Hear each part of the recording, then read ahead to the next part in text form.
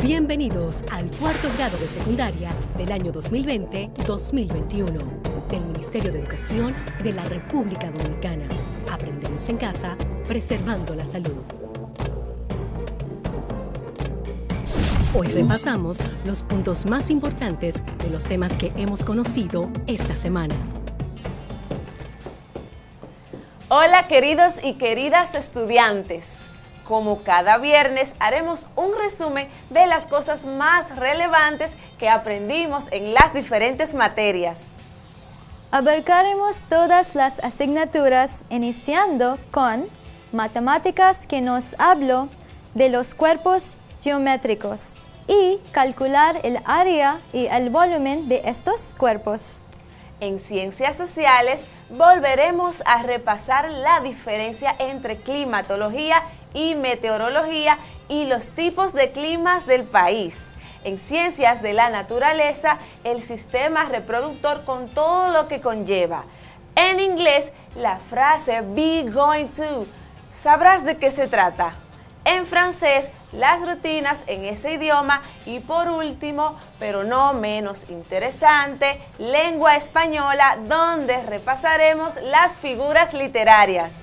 Prepárate, que nuestro repaso de hoy comienza en 3, 2, 1.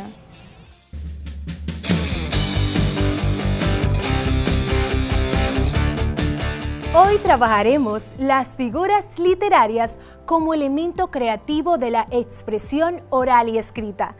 Si digo, le he dicho 1.000.000 de veces que hagan lo mismo, ¿qué figura literaria estoy utilizando? Vamos a pensar un momento.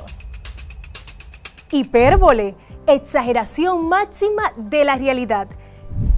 Estoy segura que por más que repita algo, una persona no llegue a hacerlo 1.000.000 de veces. Es exagerado, ¿cierto? Pero la utilizamos para representar lo que expresamos a través de las figuras literarias. ¿Saben qué son las figuras literarias? Vamos a ver. Las figuras literarias son un recurso que utiliza el escritor para impactar y emocionar con la combinación y uso de las palabras, de manera que el propósito, además de ser claro, consiga sorprender a través de la belleza, expresividad y creatividad del discurso. El análisis consiste en identificar estas figuras, la forma como las usó el escritor y su significado. Las figuras literarias se pueden clasificar en 4 grupos: figuras lógicas, tropos, pintorescas, patéticas. Las figuras lógicas esclarecen la idea. Las figuras tropos intrigan la imaginación. Las figuras pintorescas y patéticas excitan los sentimientos. A continuación, les definiré algunas de las más utilizadas en el análisis literario. Figuras lógicas. se dirigen a la razón. Hay dos clases, figuras de dicción y de pensamiento. Son de dicción. Anáfora consiste en la repetición intencionada de las palabras al comienzo de frases o versos, generalmente consecutivos. Ejemplo: oh noche que guiaste, oh noche amable más que la alborada, oh noche que juntaste, San Juan de la Cruz. De pensamiento, refrán o adagio, frase de origen popular repetida tradicionalmente de forma invariable, en la cual se expresa un pensamiento moral, un consejo o una enseñanza. Ejemplo: al mal tiempo buena cara. Antítesis consiste en poner de relieve la contraposición entre dos o más ideas para que produzca un efecto profundo. Son comunes en la poesía y en la música. Ejemplos: es tan corto el amor y tan largo el olvido. Cuando quiero llorar, no lloro. Paradoja presenta dos ideas entrelazadas que literalmente son opuestas. Por ejemplos: solo sé que no sé nada, Sócrates. Si quieres paz, prepárate para la guerra, John Wilkes. Ironía presenta el pensamiento con una intención distinta de lo que significa. Además, hay un fondo de burla. Ejemplo: soy tan inteligente que a veces no entiendo nada de lo que digo, Oscar Wilde. Las figuras tropos proceden del griego tropos, rodeo, cambio de significado, en las palabras del sentido recto al figurado. Dentro de esta encontramos la metáfora. Es una figura literaria que consiste en identificar un término real con otro imaginario, existiendo entre ambos una relación de semejanza. Ejemplo: tus cabellos de oro. El término real, cabello, se asemeja al imaginario oro por su color dorado. Tus cabellos de oro. Las figuras pictorescas le dan colorido al pensamiento, a la imaginación. Algunas son descripción, nos presentan las cosas tan en vivo que parecen estar viéndolas. Dentro de esta encontramos prosopografía, es la pintura de los rasgos físicos de una persona o animal. Su nombre es Dulcinea, su hermosura sobrehumana, sus cabellos son oro, Miguel de Cervantes, El Quijote. Etopeya describe las cualidades morales de un individuo. Por ejemplo, quienes sí conocieron a mi padre destacan su honestidad, responsabilidad, su pasión por el trabajo y la familia. Retrato, cuando se describe tanto el aspecto físico como el moral de un personaje o una persona. Se puede considerar entonces como una combinación de otras figuras literarias que son la prosopografía y la etopeya. Por ejemplo, mi amiga Carla es una chica simpática y honesta que con tan solo su presencia contagia a todos de amor. Su mirada penetrante, ojos café y cabellera de mar son la combinación perfecta. Topografía consiste en la descripción de lugares. Ejemplo: qué valle tan lindo, con colinas altas y un bello atardecer. Símil o comparación consiste en establecer una relación de semejanza entre dos elementos. Ejemplo: eres fría como el hielo. Se arrojó sobre ella cual águila sobre su presa. Figuras patéticas se refieren a las pasiones. Tiene por objeto conmover o dar expansión a los afectos personales. Prosopopeya o personificación consiste en dar a los seres inanimados atributos propios de los animados. Con ella logramos que muchos objetos o animales se llenen de cualidades humanas. Por ejemplo, los árboles veían todo lo que sucedía en el bosque y lo comentaban con los demás animales. Hipérbole consiste en disminuir o aumentar de forma exagerada lo que se dice. Ejemplos: si tú me amaras, bajarías el cielo a tus pies. Te he enviado millones de mensajes y no lo contestaste. Como el tema de hoy son las figuras literarias, quiero hacer énfasis en cómo el buen arte y los buenos artistas las estudian y aplican en su obra. Hoy quiero que hagamos un sentido homenaje a uno de los grandes autores de nuestro país, nuestro por siempre, Víctor Víctor. No quieras que no te mire, si tus ojos son mi luz, dos luceros que me alumbran en la noche, la razón del mar azul, porque yo guardo tu amor en mi mesita de noche y va prendido como un broche en mitad del corazón. Es un honor para nosotros hablar de una de las canciones emblemáticas de la República Dominicana, un tema que nos ha representado a nivel mundial con la altura que nuestro país merece.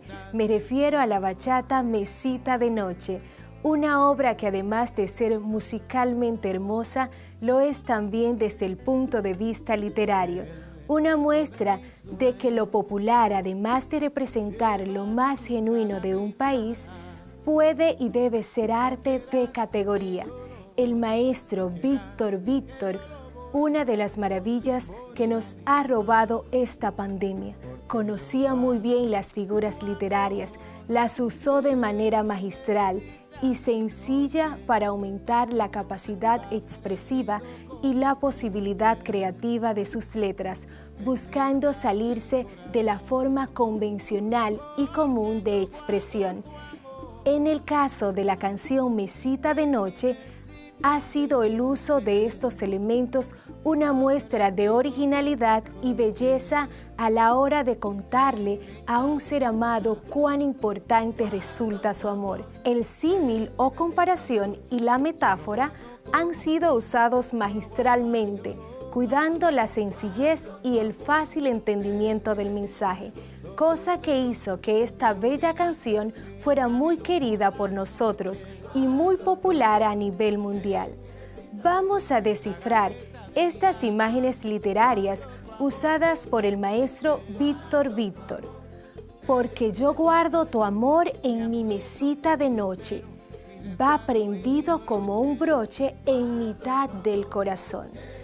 ¿Qué figuras literarias vemos en esta estrofa? La metáfora es muy clara en por qué yo guardo tu amor en mi mesita de noche. ¿Por qué? Porque el amor es algo intangible, quiere decir, no es algo material, por lo tanto, no se puede guardar en una mesita de noche. ¿Qué quiso decir el autor? Que su amor es tan valioso e importante para él que lo guarda en un lugar cercano y donde se guardan cosas muy preciadas y delicadas. Tenemos también el símil, en va prendido como un broche en mitad del corazón. ¿Y qué quiso decir con eso? Que lleva su amor pegado al cuerpo, que siempre va con él, que es presente y que está cerca del corazón, el órgano del cuerpo que relacionamos con las emociones y los sentimientos. ¿Escucharon qué hermosa canción? La hemos bailado varias generaciones en diferentes lugares del mundo. Una canción que nos ha representado e identificado a nosotros los dominicanos por su belleza en el texto y por ser ese ritmo tan pegajoso como lo es la bachata. Y yo también guardo su amor en mi mesita de noche, el amor por cada uno de mis estudiantes. Y yo guardo también en mi mesita de noche la obra de ese gran dominicano, Víctor Víctor. Guardo tu amor en mi mesita de noche, yo lo guardo como un broche, yo lo guardo. Estamos todo el tiempo hablando de la ortografía, pero ¿sabemos realmente qué es? Vamos a estar viendo su concepto y normas y tips sobre el tema. Aquí les dejo la primera cápsula ortográfica. La ortografía es súper entretenida y dinámica. Siempre tenemos que estar atentos para escribir bien.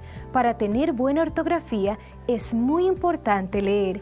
El que lee mucho retiene cómo se escriben las palabras. Ya saben, seguimos aprendiendo del tema. Y recuerden que la curiosidad es la fuente del saber.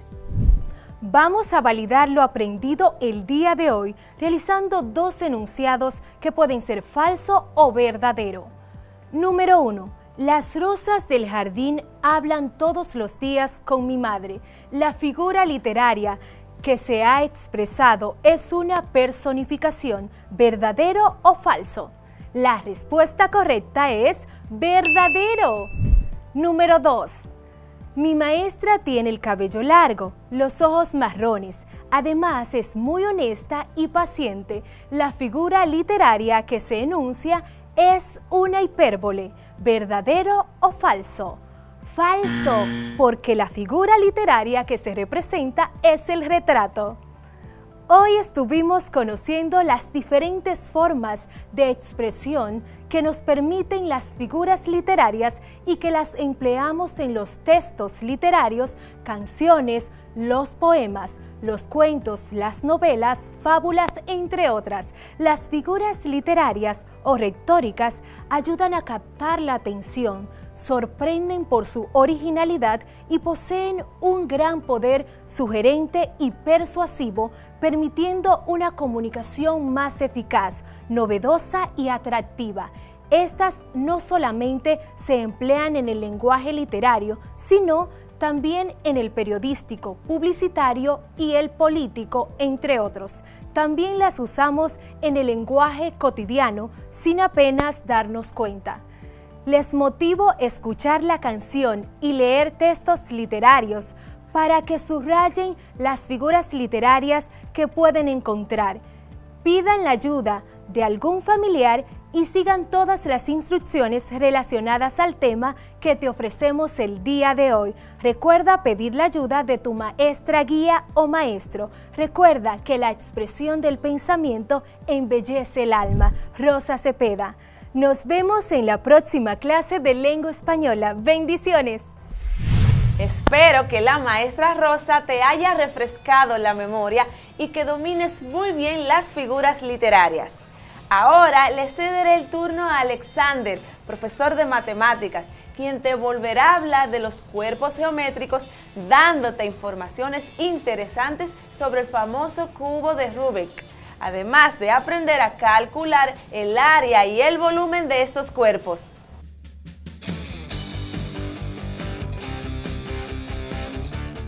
Hoy tendremos una clase muy dinámica y divertida, donde daremos continuación a los cuerpos geométricos que vimos en la última semana de clase. Te refresco un poco la memoria.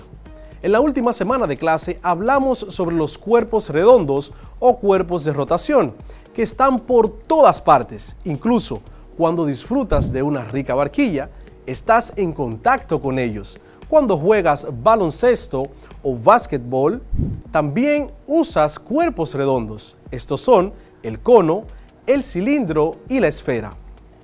Pues hoy aprenderás sobre otros cuerpos geométricos que existen. Estos son los prismas y los poliedros. Aprenderás qué son, cómo se clasifican y los lugares en la vida cotidiana donde podemos apreciarlos. Y sí, ya sé que siempre te digo que la geometría está en todas partes, que cuando comemos helado también estamos en contacto con cuerpos geométricos, que hasta para caminar es necesario hacer uso de elementos geométricos como los ángulos. Pero, ¿y si te digo que la vida misma es imposible sin la geometría? Es más, te digo algo, ni siquiera puedes estar respirando si la geometría no existiera. Así que no te muevas de tu asiento, que lo que hoy aprenderás es una cuestión de vida o muerte. Bienvenidos.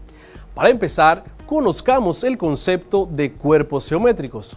Un cuerpo geométrico es un elemento que dispone de 3 dimensiones: alto, ancho y largo. podemos comprender con facilidad qué es un cuerpo geométrico a partir de diversos ejemplos. Si un niño toma un lápiz y dibuja un cuadrado en una hoja de papel, crea un cuadrilátero. Un cubo, en cambio, es un poliedro de 6 caras cuadradas, un cuerpo geométrico que tiene altura, anchura y largo. Los dados que se utilizan en diversos juegos, es decir, son cuerpos geométricos. Los cuerpos geométricos, también llamados sólidos, ocupan lugares en el espacio y por lo tanto tienen volumen. Si sus caras son planas, reciben la denominación de poliedros, como el ejemplo mencionado en el cubo. Los prismas se clasifican según su forma, según la forma de las caras laterales, en prismas rectos y oblicuos. Prismas rectos son aquellos cuyas caras laterales son rectángulos o cuadrados. Sus aristas o rectas laterales son perpendiculares a la base. Prismas oblicuos son aquellos cuyas caras laterales son paralelogramos, que no son rectángulos ni cuadrados como en el caso anterior. Sus aristas o rectas laterales no son perpendiculares a las bases. A su vez, los prismas rectos se clasifican según ciertos criterios referentes a la forma de su base. Estos pueden ser prismas regulares, son aquellos cuyas bases son polígonos regulares. Prismas irregulares son aquellos cuyas bases son polígonos irregulares. Podemos clasificar los prismas por el número de aristas o lados que tienen las bases. Prisma triangular. Un prisma triangular es un prisma cuyas bases son triángulos y tiene 3 lados. Prisma cuadrangular. Un prisma cuadrangular es un prisma cuyas bases son cuadrados, tiene 4 lados. Prisma pentagonal. Un prisma pentagonal es un prisma cuyas bases son pentágonos, es decir, tienen 5 lados. Prisma hexagonal. Un prisma hexagonal es un prisma cuyas bases son hexágonos, tienen 6 aristas o 6 lados. Pirámide. Una pirámide es un poliedro irregular cuya superficie está formada por una base que es un polígono cualquiera y caras laterales triangulares que confluyen, es decir, que se unen en un vértice que se denomina ápice o vértice de la pirámide. Las pirámides tienen tantos triángulos en las caras laterales como aristas o lados tiene la base. Pirámide triangular. Una pirámide triangular es una pirámide que tiene un triángulo por base. Por lo tanto, estará compuesto por 4 caras, la base triangular y 3 triángulos que confluyen en el ápice o vértice de la pirámide. Pirámide cuadrangular. Una pirámide es cuadrangular cuando tiene un cuadrilátero como base. Por lo tanto, estará compuesta por 5 caras, la base cuadrangular y 4 triángulos que confluyen en el ápice o vértice de la pirámide. Pirámide pentagonal. Una pirámide pentagonal es una pirámide que tiene como base un pentágono. Está compuesta por 6 caras, la base pentagonal y 5 triángulos que confluyen en el ápice o vértice de la pirámide. Pirámide hexagonal. Una pirámide es hexagonal si su base es un hexágono.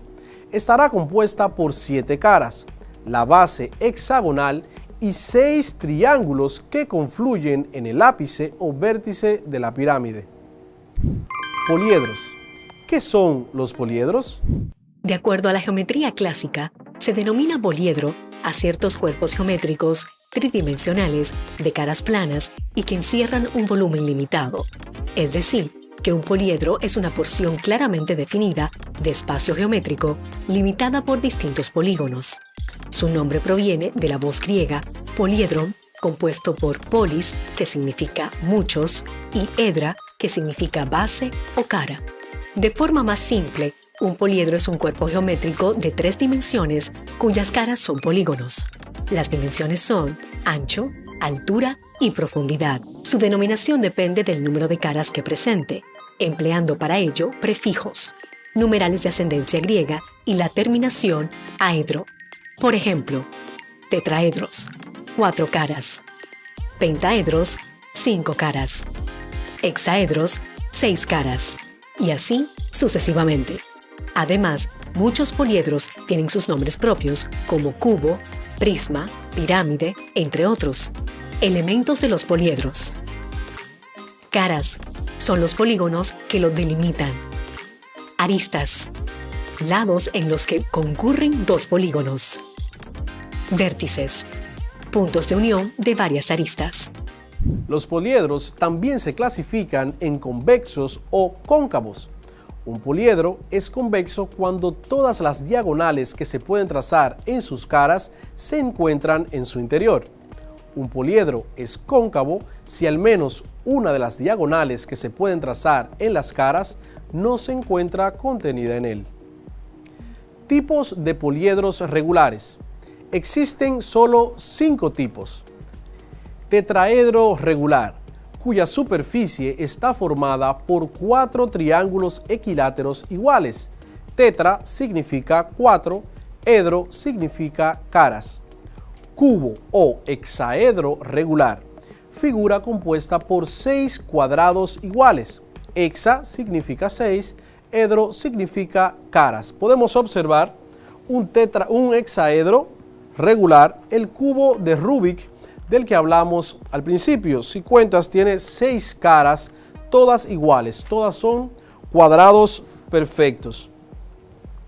También tenemos el octaedro regular. Es una figura en la cual la superficie está constituida por 8 triángulos equiláteros iguales. Recuerda que octa significa 8. Dodecaedro regular. Es la figura formada por 12 pentágonos regulares iguales. Icosaedro regular, figura en la cual las caras son 20 triángulos equiláteros iguales. Ahora verás por qué al principio te mencioné que la vida de hoy es imposible sin la geometría. Las pelotas de fútbol siempre han estado hechas con 12 pentágonos y 20 hexágonos, formando así un icosaedro truncado, aunque hoy en día algunas han cambiado por otra forma poliédrica más redondeada, el pequeño rombicododecaedro, que tiene 20 triángulos, 30 cuadrados y 12 pentágonos. ¿Recuerdas que en clases pasadas mencionamos que las abejas construyen sus panales con formas de hexágono perfecto? Esta vez, tomando en cuenta la profundidad que tienen, podemos notar que son prismas hexagonales. En sus formas naturales, muchos minerales cristalizan formando poliedros característicos. Minerales como galena, halita, pirita y la sal común. Todos estos en la naturaleza se cristalizan en forma de cubo o hexaedro.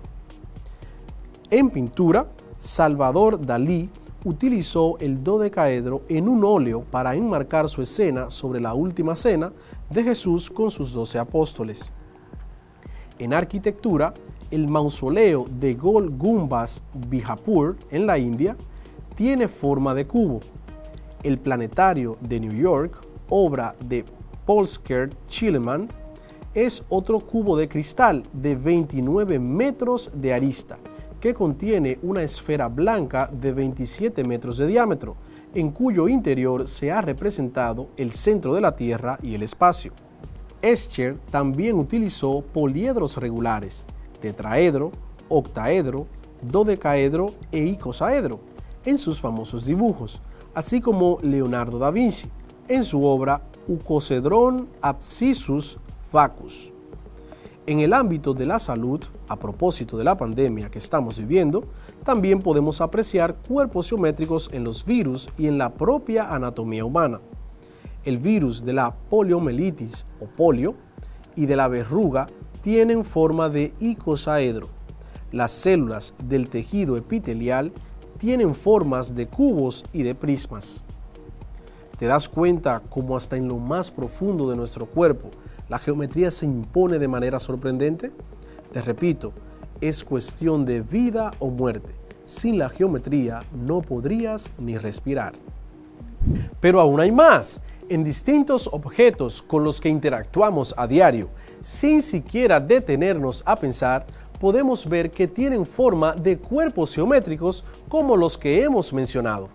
En nuestro día a día podemos ver objetos como una caja de cartón, la cual representa un prisma rectangular, un dado, como los que usamos para jugar parché, el cubo de Rubik que ya hemos mencionado en toda esta clase. Ambos tienen forma de hexaedros, o mejor conocidos como cubos. En una barquilla, una pelota, un zafacón o en un cono de tránsito, todos cuerpos geométricos redondos de los que mencionamos al principio y en la clase pasada, el cono, el cilindro y la esfera. ¿Verdad que ha sido muy interesante la clase de hoy? Para la próxima clase daremos continuación a este tema, pero realizando cálculos de área y volumen de estos cuerpos geométricos. Seremos ingenieros por un día, sin siquiera ir a la universidad. Gracias por seguir aprendiendo desde casa y preservando tu salud. Soy tu profesor Alexander García. Esto fue Matemáticas para Cuarto de Secundaria.